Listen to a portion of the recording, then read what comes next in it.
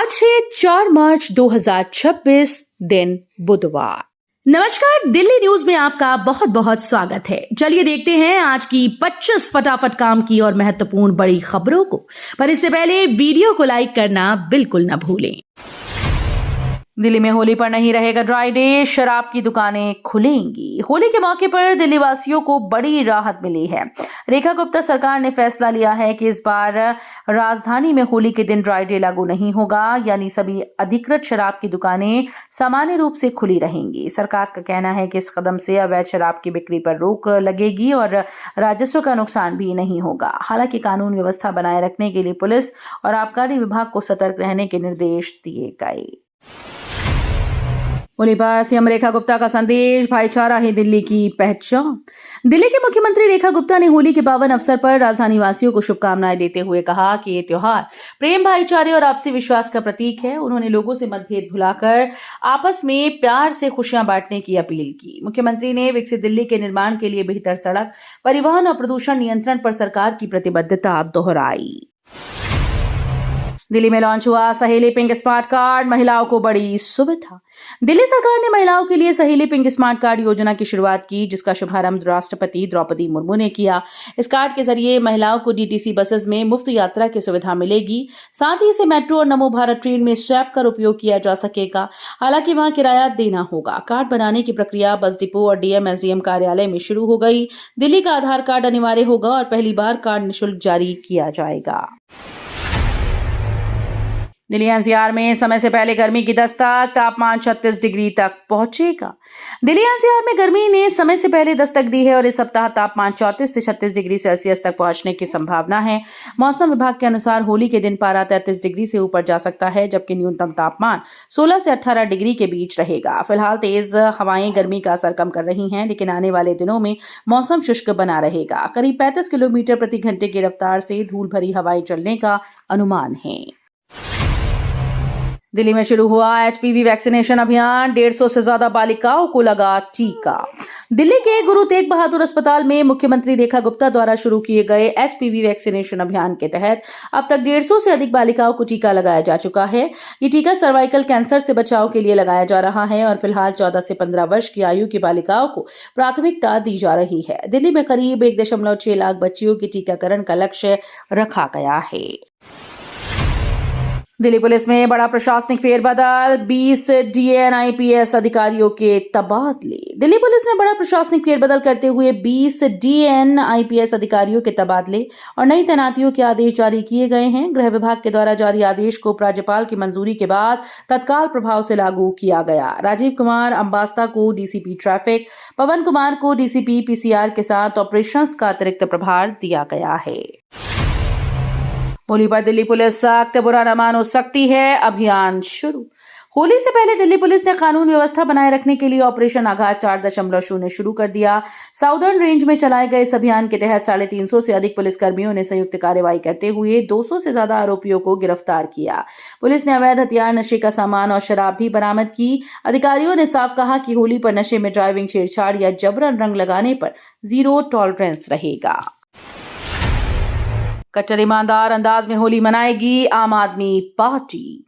होली के मौके पर आम आदमी पार्टी कट्टर ईमानदार थीम के साथ खास उत्सव मनाने जा रही है। पार्टी के राष्ट्रीय संयोजक अरविंद केजरीवाल ने सोशल मीडिया पर जानकारी देते हुए बताया कि ये कार्यक्रम वरिष्ठ नेता मनीष सिसोदिया के आवास पर आयोजित होगा।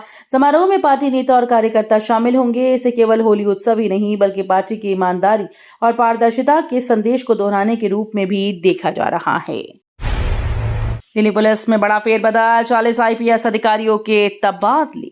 दिल्ली पुलिस में बड़े स्तर पर प्रशासनिक फेरबदल करते हुए 40 आईपीएस अधिकारियों के तबादले किए गए। उपराज्यपाल की मंजूरी के बाद जारी आदेश के तहत कई एडिशनल सीपी और डीसीपी स्तर के अधिकारियों को नई जिम्मेदारियां सौंपी गईं। आईपीएस आनंद मोहन को तिहाड़ जेल का महानिदेशक बनाया गया, जबकि वीरेंद्र सिंह को डीजी होमगार्ड और सुरेंद्र सिंह को सिविल डिफेंस का डीजी नियुक्त किया गया है। जंतर मंतर पर वाम दलों का प्रदर्शन, अमेरिका इजराइल के खिलाफ नारे। दिल्ली के जंतर मंतर पर वामपंथी दलों और मजदूर संगठनों ने अमेरिका और इजराइल के खिलाफ प्रदर्शन किया।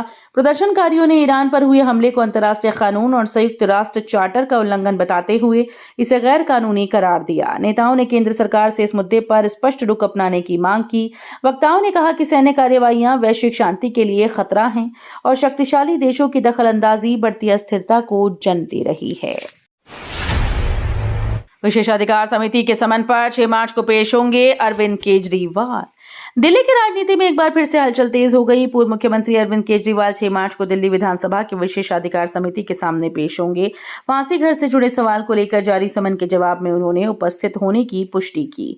साथ ही केजरीवाल ने कार्यवाही के लाइव प्रसारण की मांग उठाई ताकि पूरी प्रक्रिया पारदर्शी रहे।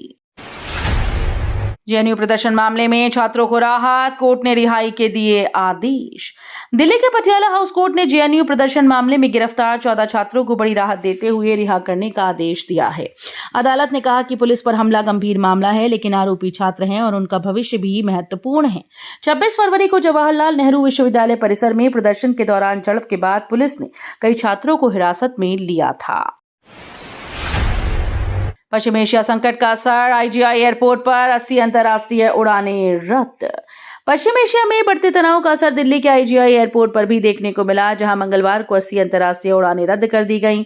दिल्ली इंटरनेशनल एयरपोर्ट लिमिटेड के अनुसार 36 प्रस्थान और 44 आगमन उड़ानें प्रभावित रहीं। कई उड़ानों के समय में बदलाव और देरी भी दर्ज की गई। एयर इंडिया की दुबई से दिल्ली आने वाली उड़ान 149 यात्रियों के साथ सुरक्षित पहुंची। कनॉट प्लेस में सजा फूलों का रंगीन उत्सव, शुरू हुआ फ्लावर फेस्टिवल 2026।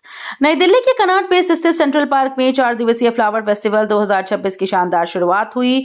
मुख्यमंत्री रेखा गुप्ता ने उत्सव का उद्घाटन करते हुए दिल्ली को स्वच्छ, सुंदर, हरित बनाने का संदेश दिया। 3 से 6 मार्च तक चलने वाले इस पुष्पोत्सव में 48 प्रजातियों के 15,500 से अधिक फूल 18 थीम आधारित सेक्शंस में प्रदर्शित किए गए। रंग बिरंगी पुष्प सजावट, फ्लोरल संरचनाएं और सेल्फी पॉइंट लोगों को आकर्षित कर रहे हैं।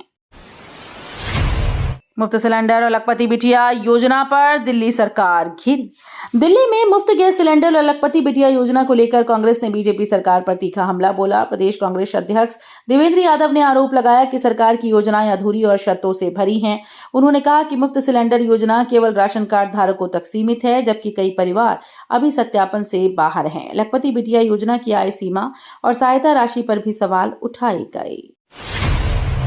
झूठी गवाही पर सख्ती का प्रस्ताव, न्याय व्यवस्था में बड़े सुधार की तैयारी। देश की अदालतों में लंबित करीब 5 करोड़ मामलों के समाधान के लिए सतयुग विधेयक का प्रस्ताव सामने आया।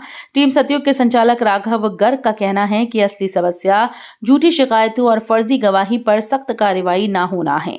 प्रस्ताव के तहत झूठी गवाही पर सीधे कार्रवाई, अनिवार्य सत्य प्रतिज्ञा और कठोर न्यूनतम सजा का प्रावधान सुझाया गया। पूर्वी दिल्ली में ड्रग नेटवर्क का भांडाफोड़, 5 करोड़ की हेरोइन बरामद। दिल्ली में नशे के खिलाफ अभियान के तहत क्राइम ब्रांच ने बड़ी कार्रवाई करते हुए करीब 5 करोड़ रुपए कीमत की 799 ग्राम हेरोइन बरामद की। दिल्ली पुलिस क्राइम ब्रांच की एंटी नार्कोटिक्स टास्क फोर्स ने पूर्वी दिल्ली के क्रॉस रिवर मॉल के पास छापेमारी कर आरोपी मृदुल सिंह तोमर उर्फ कद्दू को गिरफ्तार किया। जांच में खुलासा हुआ कि आरोपी अंबाला, लुधियाना और उत्तर प्रदेश से ड्रग्स लाकर राजधानी में सप्लाई करता था। दिल्ली में बाढ़ से राहत की बड़ी तैयारी, 300 किलोमीटर नालों का होगा पुनर्विकास। दिल्ली वासियों को जल्दी बाढ़ और जलभराव की समस्या से राहत मिल सकती है। दिल्ली सरकार ने 300 किलोमीटर लंबे नालों के पुनर्विकास का बड़ा मास्टर प्लान तैयार किया है, जिसकी अनुमानित लागत 57,362 करोड़ है। ये काम नए वित्तीय वर्ष यानी 1 अप्रैल से शुरू होने की उम्मीद है। योजना का उद्देश्य अगले 30 वर्षों की जरूरतों को ध्यान में रखते हुए ड्रेनेज सिस्टम को मजबूत बनाना है। सरकार का लक्ष्य है 3 साल में मॉनसून से जुड़ी समस्याओं को 50% और बाढ़ हादसों को 30% तक कम करना है। यूट्यूब पर मोदी का जलवा, 30 मिलियन पार कर बनाया विश्व रिकॉर्ड। प्रधानमंत्री नरेंद्र मोदी ने डिजिटल दुनिया में एक और बड़ा रिकॉर्ड अपने नाम कर लिया है। वे 30 मिलियन यूट्यूब सब्सक्राइबर पार करने वाले विश्व के पहले नेता बन गए। ये उपलब्धि उन्हें 100 मिलियन इंस्टाग्राम फॉलोअर्स का आंकड़ा पार करने के बाद मिली। वहीं ब्राजील के राष्ट्रपति जायर बोल्सोनारो 8 मिलियन सब्सक्राइबर के साथ दूसरे स्थान पर हैं। भारत में भी सोशल मीडिया पर नेताओं की मजबूत पकड़ दिख रही है, जहां यूपी के मुख्यमंत्री के 16.1 मिलियन और राहुल गांधी के 12.6 मिलियन इंस्टाग्राम फॉलोअर्स हैं।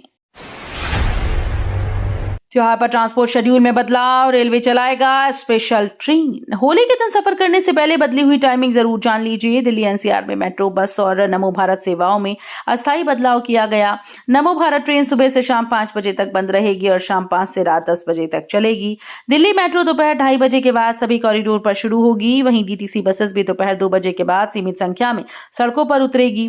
यात्रियों की बढ़ती भीड़ को देखते हुए रेलवे ने विशेष ट्रेन का संचालन शुरू किया है। एपी के फाइल से फोन हैक कर 3 करोड़ की ठगी, 3 दोस्तों का साइबर गैंग बेनकाब।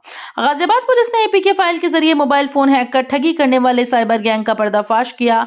3 दोस्तों ने मिलकर 16 राज्यों में करीब 3 करोड़ रुपए की ठगी को अंजाम दिया। आरोपी व्हाट्सएप के जरिए सरकारी विभाग और बैंक के नाम से फर्जी एपी के फाइल भेजते थे। जैसे ही लोग फाइल इंस्टॉल करते, मोबाइल का पूरा एक्सेस ठगों के पास पहुंच जाता और बैंक खातों से पैसे ट्रांसफर कर लिए जाते।